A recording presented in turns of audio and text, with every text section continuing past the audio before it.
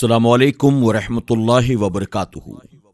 میرے پیارے آقا علیہ الصلاۃ والتسلیم کے پیارے دیوانوں، خاتون جنت حضرت فاطمۃ الزہرا رضی اللہ تعالی عنہا کی کنیزوں، تذکرۃ الانبیاء اس کتاب کے تیسرے درس میں آپ تمام کا استقبال ہے۔ آئیے حسب معمول درود شریف کے ساتھ آج کے درس کا آغاز کرتے ہیں۔ تمام سامعین سے گزارش ہے کہ وہ بھی میرے ساتھ مل کر حضور اکرم صلی اللہ علیہ وسلم کی بارگاہ میں درود شریف کا نذرانہ پیش کریں۔ الصلاۃ والسلام علیک یا رسول اللہ، الصلاۃ والسلام علیک یا حبیب اللہ، الصلاۃ والسلام علیک یا نبی اللہ، وَعَلَىٰ آلِكَ وَأَصْحَابِكَ یا نور اللہ صلی اللہ تعالی علیہ وسلم۔ میرے پیارے آقا علیہ الصلاۃ والتسلیم کے پیارے دیوانوں، خاتون جنت حضرت فاطمۃ الزہرا رضی اللہ تعالی عنہا کی کنیزوں، پچھلے دو درس میں ہم نے اور آپ نے پیش لفظ سماعت کیا۔ اس میں ہم نے خاص طور پر ان نکات کو سمجھنے کی کوشش کی کہ اللہ رب العزت نے قرآن مقدس میں انبیاء علیہ السلام، ان کے نیک امتیوں اور وہ امتیں جن پر اللہ نے اپنا عذاب نازل کیا، ان کا ذکر کیوں کر فرمایا ہے۔ اب آئیے آج کے درس میں مقدمہ سماعت کرتے ہیں۔ اور بے شک ہم نے تم سے پہلے کتنے ہی رسول بھیجے کہ جن میں کسی کے احوال تم سے بیان فرمائے اور کسی کے احوال بیان نہیں فرمائے۔ قرآن پاک میں بعض انبیاء اکرام علیہم السلام کے اسماء گرامی یعنی نام مذکور ہیں اور ان کے حالات کو بھی ذکر کیا گیا ہے، اور بعض انبیاء اکرام علیہم السلام کے نام تو ہیں لیکن ان کے حالات کا ذکر نہیں ہے، جیسے حضرت یسع اور حضرت ذوالقفل، اور بعض کے واقعات ذکر ہیں لیکن ان کے نام نہیں ہیں، جیسے حضرت حزقیل اور حضرت شموئیل، اور بعض کے نام بھی نہیں ہیں اور حالات بھی نہیں، جیسے حضرت دانیال علیہ السلام۔ قرآن پاک میں انبیاء اکرام کے اسم گرامی: حضرت آدم علیہ السلام، حضرت نوح علیہ السلام، حضرت ابراہیم علیہ السلام، حضرت اسماعیل علیہ السلام، حضرت اسحاق علیہ السلام، حضرت یعقوب علیہ السلام، حضرت یوسف علیہ السلام، حضرت ہود علیہ السلام، حضرت صالح علیہ السلام، حضرت لوط علیہ السلام، حضرت موسیٰ علیہ السلام، حضرت ہارون علیہ السلام، حضرت شعیب علیہ السلام، حضرت داؤد علیہ السلام، حضرت سلیمان علیہ السلام، حضرت زکریا علیہ السلام، حضرت یحییٰ علیہ السلام، حضرت الیاس علیہ السلام، حضرت یسع علیہ السلام، حضرت ادریس علیہ السلام، حضرت ذوالقفل علیہ السلام، حضرت یونس علیہ السلام، حضرت ایوب علیہ السلام، حضرت عیسیٰ علیہ السلام، اور حضرت محمد مصطفیٰ صلی اللہ علیہ وسلم۔ انبیاء اکرام علیہم السلام کی تعداد، اگرچہ مشہور روایت ہے کہ انبیاء اکرام علیہم السلام کی تعداد 1,24,000 ہے، لیکن ایک روایت میں 2,24,000 کا بھی ذکر ہے، ایک روایت میں 8,000 کا بھی ذکر ہے، لیکن بہتر یہ ہے کہ عقیدہ یہ ہو کہ جتنے انبیاء اکرام علیہم السلام رب تبارک و تعالیٰ کی طرف سے آئے سب برحق ہیں، ان تمام پر ہمارا ایمان ہے، خاص تعداد ذکر نہ کی جائے، کیونکہ ایسا نہ ہو یہ کم تعداد پر ایمان لائے اور واقعی میں زائد ہوں، یا ایسا نہ ہو کہ یہ زائد تعداد پر ایمان لائے اور واقعی میں وہ کم ہوں۔ پہلی صورت میں کئی انبیاء اکرام علیہم السلام پر ایمان نہیں ہوگا، اور دوسری صورت میں جو نبی نہیں ہوں گے ان کو نبی ماننا لازم آئے گا، اس لیے دونوں صورتوں میں خرابی آتی ہے، لہٰذا یہی بہتر صورت ہے کہ یہ ایمان رکھے اے اللہ تیری طرف سے بھیجے ہوئے تمام انبیاء کرام علیہم السلام پر میرا ایمان ہے اور وہ سب کے سب برحق ہیں۔ تنبیہ: انبیاء کرام علیہم السلام کی تعداد کا ہمیں یقینی علم نہیں، لیکن روایات مختلف ہیں۔ اس سے یہ لازم نہیں آتا کہ نبی کریم صلی اللہ علیہ وسلم کو بھی علم نہ تھا۔ اسی طرح تفصیلاً انبیاء اکرام علیہم السلام کے واقعات کو نہ ذکر کرنے کا بھی یہ مطلب نہیں ہے کہ آپ پر بذریعہ وحی یعنی قرآن کئی انبیاء اکرام علیہم السلام کے حالات ظاہر نہیں کیے گئے۔ اگر بذریعہ وحی یعنی قرآن مقدس کے ذریعے آپ کو خبر دی جاتی تو ہمیں بھی علم حاصل ہوتا۔ یہ درست نہیں، کیونکہ نبی کریم صلی اللہ علیہ وسلم کے اپنے علم کا یہ عالم ہے۔ بے شک نبی کریم صلی اللہ علیہ وسلم اس وقت تک دنیا سے تشریف نہیں لے گئے یہاں تک کہ اللہ تعالیٰ نے آپ کو دنیا و آخرت کے تمام غیبی علوم عطا فرما دیے۔ البتہ بعض چیزوں کے چھپانے کا آپ کو حکم دیا گیا تھا۔ رسولوں اور آسمانی کتابوں کی تعداد: تمام انبیاء کرام علیہم السلام میں سے بعض زیادہ مرتبے والے نبی ہوئے ہیں جن کو رسول کہا جاتا ہے۔ ان رسولوں کی تعداد 313 ہے اور آسمانی کتابوں کی تعداد کل 104 ہے۔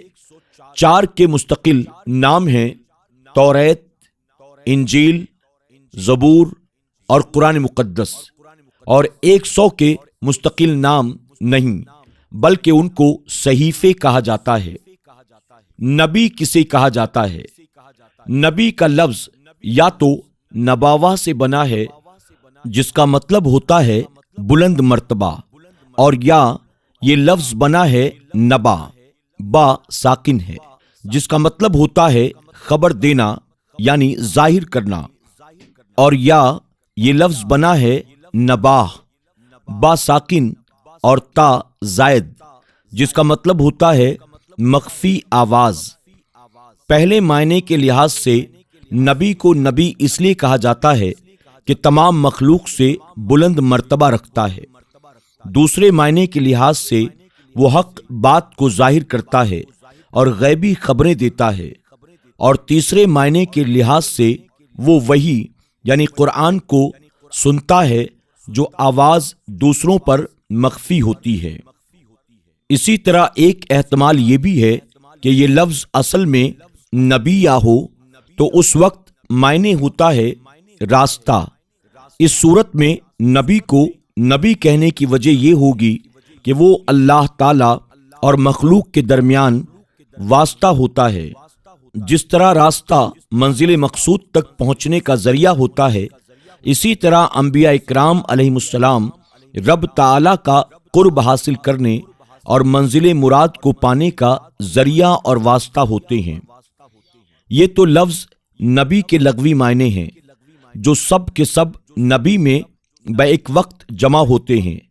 اصطلاحی طور پر نبی کی تعریف یہ بھی ہے: بنی آدم سے ہو یعنی انسان ہو، مذکر ہو، آزاد ہو، اس کی طرف وحی آئے اور لوگوں تک اللہ کے احکام پہنچائے، نیک لوگوں کو جنت کی بشارت دے اور کفار کو جہنم سے ڈرائے، اور معجزات کے ذریعے اس کی نبوت کو تائید حاصل ہوتی ہے۔ رسول کا معنی پیغام پہنچانے والا، بھیجا ہوا، لیکن اصطلاح میں رسول اسے کہتے ہیں جسے کتاب بھی عطا ہو یا پہلی شریعت پر عمل کرنا ختم ہو چکا ہو تو پھر سے پہلی شریعت کی تجدید کا حکم دیا جائے۔ ہر رسول نبی ضرور ہوتا ہے، لیکن ہر نبی کا رسول ہونا ضروری نہیں ہے۔ تمام رسولوں اور انبیاء کرام علیہم السلام کو معجزات سے تقویت پہنچائی جاتی ہے۔ اب دیکھنا یہ ہے کہ معجزہ کسے کہتے ہیں۔ معجزہ عادت کے خلاف آلات کے واسطہ کے بغیر مدعی نبوت کے بعد از اعلان نبوت کسی کام کا خلاف عادت سرزد ہونا معجزہ کہلاتا ہے۔ عادت کے مطابق کام کرنے کا نام معجزہ نہیں۔ جیسے تیز دوڑ کر دوسروں سے آگے نکل جانا، تیز نظر والے شخص کا کسی چیز کو اتنے دور سے دیکھ لینا کہ عام آدمی کو نظر نہ آ سکے، اس طرح کے کام معجزہ نہیں کہلاتے۔ آلات کے واسطہ سے عادت کے خلاف کام کرنے کا نام بھی معجزہ نہیں۔ ٹیلی فون کے ذریعے دور دراز بات کر لینا، ٹیلی ویژن کے ذریعے کسی کی شکل دیکھ لینا وغیرہ، اس طرح کے کام معجزات نہیں۔ معجزہ صرف نبی سے عادت کے خلاف ہونے والے کام کا نام ہے۔ غیر نبی نے کوئی کام حیرت انگیز کر دیا ہو تو اسے معجزہ کہنا جہالت اور دیوانگی ہے۔ جیسے آج کے دور میں عام کاموں کو معجزہ کہنا اکثر پڑھے لکھے بے وقوفوں میں رواج پا چکا ہے، جو سراسر باطل ہے۔ ارحاس اعلان نبوت سے پہلے نبی سے عادت کے خلاف کوئی کام اگر سرزد ہو تو اسے معجزہ نہیں کہا جائے گا، بلکہ اس کو ارحاس کہا جائے گا۔ جیسے حضور نبی کریم صلی اللہ علیہ وسلم کو اعلان نبوت سے پہلے ہی پتھر سلام کیا کرتے تھے، اور حضرت عیسیٰ علیہ السلام نے بچپن میں کلام فرمایا۔ کرامت اللہ کے ولی سے کوئی کام عادت کے خلاف واقع ہو تو اسے کرامت کہا جائے گا۔ معونت عام مومن جو ولی نہیں اور فاسق بھی نہیں، اس سے کوئی کام عادت کے خلاف ہو تو اسے معونت کہا جائے گا۔ استدراج کافر یا فاسق کے ہاتھوں شعبدہ بازی کا مظاہرہ عادت کے خلاف کام کرنے کو استدراج کہتے ہیں، کیونکہ وہ اس کی وجہ سے جہنم کی آگ میں پہنچ جاتا ہے۔ استدراج کا مطلب ہوتا ہے آگ کی طرف پہنچنا۔ یہ اس وقت ہے جب یہ کلام اس کی غرض کے مطابق واقع ہو۔ اہانت کافر سے کوئی کام عادت کے خلاف سرزد ہو لیکن اس کی غرض کے خلاف ہو، اسے اہانت کہتے ہیں۔ جیسے مسلمہ کذاب نے اپنا کمال ظاہر کرنا چاہا تو کلی کر کے پانی کنویں میں ڈالا تو وہ نمکین اور کڑوا ہو گیا۔ ایک شخص کی ایک آنکھ بیکار ہو گئی تھی، اس پر ہاتھ پھیر کر درست کرنا چاہا تو دوسری آنکھ بھی بیکار ہو گئی۔ سحر یعنی جادوگری شریر لوگ اپنے خاص اعمال کے ذریعے شیاطین کی امداد سے کوئی کام عادت کے خلاف واقع کرتے ہیں، اسے سحر یعنی جادوگری کہتے ہیں۔ تنبیہ مخالفین کے چیلنج اور مطالبہ پر اور نبی کے دعوے پر معجزہ کا وقوع ضروری ہو جاتا ہے، لیکن کرامت کا وقوع ضروری نہیں ہے۔ کون نبی نہیں ہو سکتے؟ مؤنث کو نبی نہیں بنایا گیا کیونکہ تبلیغ دین ان سے ممکن نہیں۔ نبی کو گھر سے باہر مردوں کے ہجوم اور مجالس میں احکام الہیہ پہنچانے ہوتے ہیں، یہ کام مؤنث سے نہیں ہو سکتے۔ غلام نبی نہیں ہو سکتا کیونکہ غلام دوسرے لوگوں کی نظر میں حقیر ہوتا ہے اور مالک کی اجازت کے بغیر کوئی کام نہیں کر سکتا، اسی لیے اس سے تبلیغ احکام دین ممکن نہیں۔ جن اور فرشتے نبی نہیں بنائے گئے۔ جنس کا جنس سے فائدہ حاصل کرنا تو ممکن ہوتا ہے، لیکن دوسری جنس سے فائدہ حاصل کرنا مشکل ہوتا ہے۔ اس لیے انسانوں کو فائدہ پہنچانے کے لیے نبی کا انسان ہونا ضروری ہے۔ اس لیے اللہ تعالیٰ نے ارشاد فرمایا۔ مفہوم اگر ہم نبی کو فرشتہ بناتے جب بھی اسے مرد ہی بناتے۔ سورہ انعام۔ یہ ان کفار کو بتایا گیا جو انبیاء اکرام علیہم السلام کو اپنے جیسا بشر کہہ کر ایمان سے محروم ہوتے تھے، اور ہم اس پر ایمان کیوں لائیں؟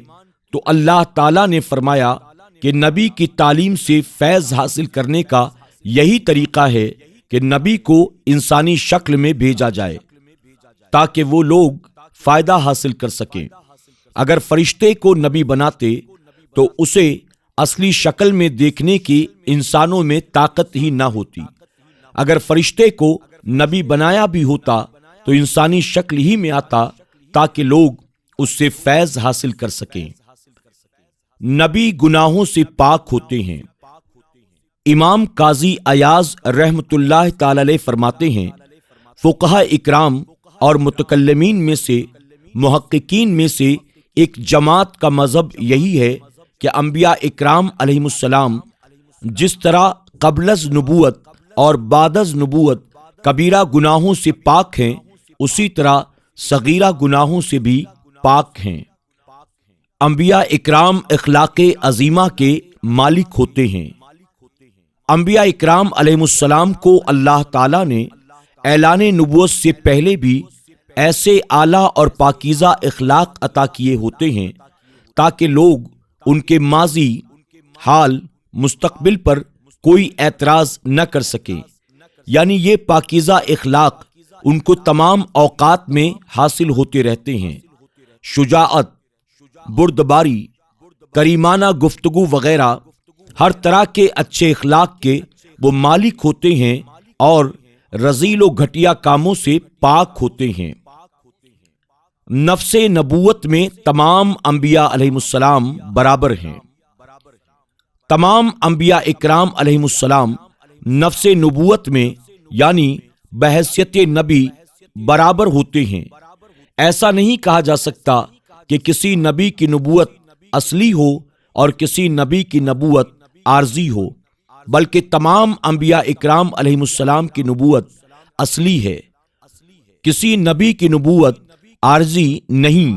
ہاں، البتہ درجات کے لحاظ سے بعض انبیاء اکرام علیہ السلام کو بعض پر فضیلت حاصل ہے، اور تمام انبیاء اکرام علیہ السلام سے افضل ہمارے پیارے نبی کریم صلی اللہ علیہ وسلم ہیں۔ دنیا میں تشریف لانے کے لحاظ سے سب سے پہلے آنے والے نبی حضرت آدم علیہ السلام ہیں، اور سب سے آخر میں تشریف لانے والے حضرت محمد صلی اللہ علیہ وسلم ہیں۔ میرے پیارے آقا علیہ الصلاۃ والتسلیم کے پیارے دیوانوں، خاتون جنت حضرت فاطمۃ الزہرا رضی اللہ تعالی عنہا کی کنیزوں، امید ہے کہ آج کے درس میں آپ نے بہت کچھ سنا، سیکھا اور سمجھا ہوگا۔ اللہ تبارک تعالیٰ ان تمام باتوں کو دل کے نہا خانوں میں جگہ دینے کی توفیق عطا فرمائے۔ آج کے درس میں ہم نے بہت ساری ایسی باتیں سنی جو آج سے پہلے شاید ہم نہیں جانتے تھے۔ انشاءاللہ کل سے درس میں انبیاء علیہ السلام کے تذکرے ترتیب وار شروع ہوں گے۔ آپ تمام سے گزارش ہے کہ آپ اسی ذوق و شوق و محبت کے ساتھ ہمارے ساتھ بنے رہیں اور شروع سے لے کر آخر تک تذکرۃ الانبیاء اس کتاب کے درس کو سنیں بھی، لوگوں کے ساتھ اسے شیئر بھی کرتے رہیں۔ اپنا خیال رکھیں اور اپنی دعاؤں میں ہمیں ضرور یاد رکھیں۔ السلام علیکم ورحمۃ اللہ وبرکاتہ۔